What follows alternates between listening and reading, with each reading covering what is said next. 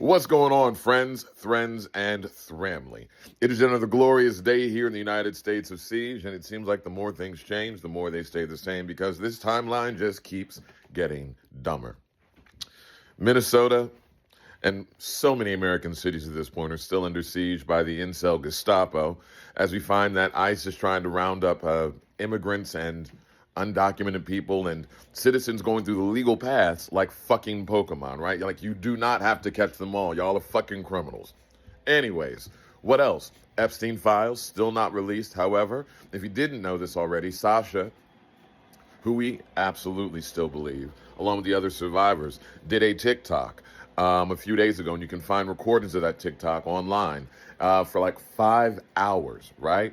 And amassed millions of views because, much like the X-Files, the truth is in fact out there.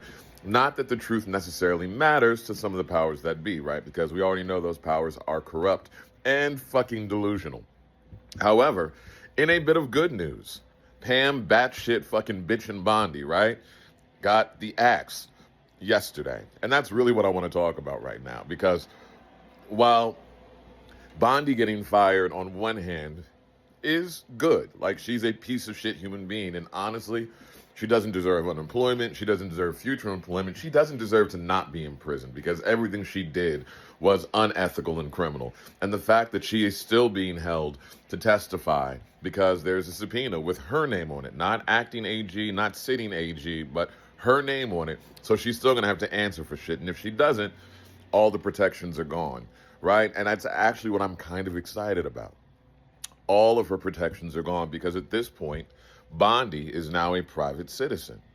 So I feel like it behooves all of us to push for our representatives to take action against this corrupt criminal individual. Because without the armor of the DOJ surrounding her, there is absolutely nothing that should stop us from pushing her to be disbarred, discredited, and ultimately imprisoned.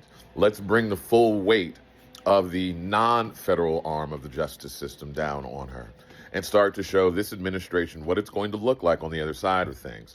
In other words, how can I put this delicately? The bitch needs to be in shackles, right?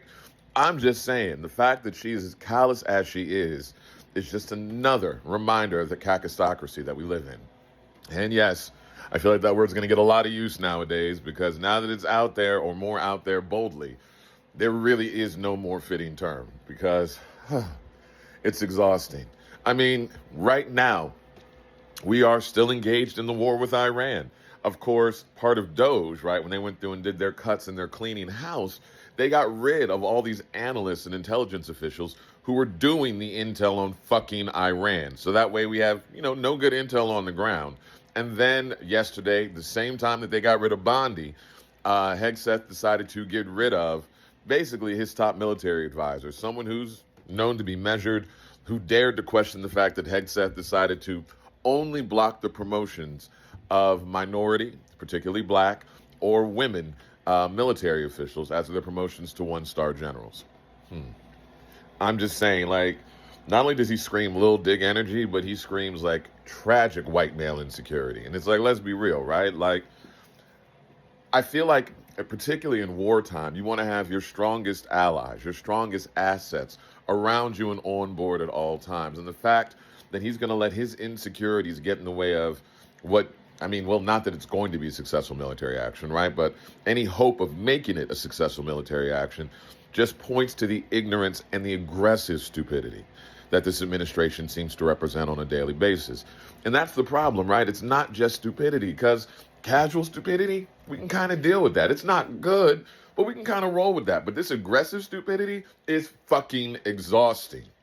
By the way, if I seem a little low energy, I'm under the weather. I'm fighting, I don't know, a cold or something, and it kind of sucks. But more than being sick, I'm sick and fucking tired, as I think we all are. So, as always, as of late, right, your rage is absolutely fucking justified. And today is as good a day as any to rise the fuck